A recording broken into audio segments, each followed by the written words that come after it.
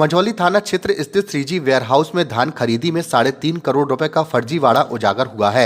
जांच के दौरान खुलासा हुआ कि केंद्र प्रभारी रत्नेश भट्ट और कंप्यूटर ऑपरेटर अमन सेन ने मिलकर बिना खरीदी किए 14,934 कुंटल धान ई पोर्टल पर चढ़ा दी। जांच में हुए खुलासे के बाद प्रशासन के द्वारा दिए गए प्रतिवेदन पर FIR दर्ज की गई है। वहीं मिली जानकारी के अनुसार टीम को जाँच में धान से भरी बोरियों में किसान कोड व एक्सेल नहीं मिले हैं। वहीं वारदाने की गणना करने पर 87 गठान सहित 5,000 खुला वारदाना परिसर में पाया गया। इस तरह उपार्जन केंद्र में 48,500 बारदाना पाया गया।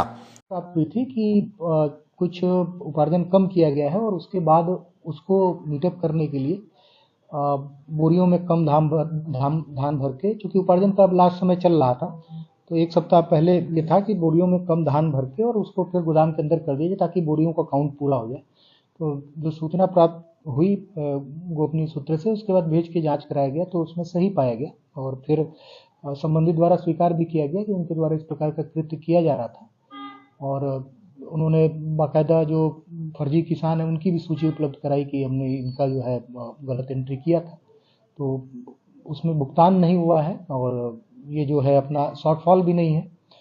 एक ये क्वांटिटी था कि लगभग 14,000 क्विंटल की फर्जी एंट्री की गई थी, लेकिन चूंकि वो चिन्हित हो गए हैं और उसमें भुगतान भी नहीं हुआ, तो इसमें शासन को कोई राजस्व हानि नहीं हुई है और साथ ही उनके विरुद्ध प्राथमिकी दर्ज करा के जो संबंधित कृषक हैं उनको भी एक SCN जारी करके और उनको भी हम उपार्जन समिति के माध्यम से अगले 3 से 5 वर्षों के लिए उपार्जन से प्रतिबंधित करेंगे। सर, इसमें कितने लोगों पे FIR दर्ज की गई?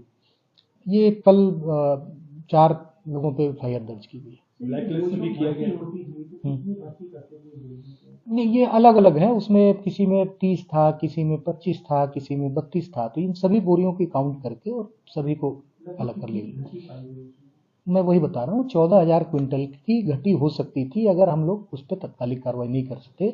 इस 14,000 की एंट्री कराई गई थी, लेकिन चूंकि ये हमें अब पता चल गया कि 14,000 किनके नाम पे एंट्री हुआ है, तो वो सारी चीज़ें हम लोगों ने रोक दी। इसमें कोई भुगतान भी नहीं हुआ है और हम लोग इस पे जो सम्मिलित थे उनको भी चिन्हित कर लिए हैं, जिनके द्वारा अपना ये OTP वगैरह दिया गया था, उनको भी हम SCN जारी करके उनको भी उपार्जन कार्य से प्रतिबंधित मैं वही बोल रहा हूँ, उनके खिलाफ उनको SCN जारी किया गया है, वो निर्देश कर दिया SCN जारी करके उनका अगर जवाब संतोषजनक नहीं मिलता है तो उनको हम 3 से 5 वर्ष के लिए डिपेंडिंग ऑन कितना क्वांटिटी था उनका प्रतिबंधित करेंगे।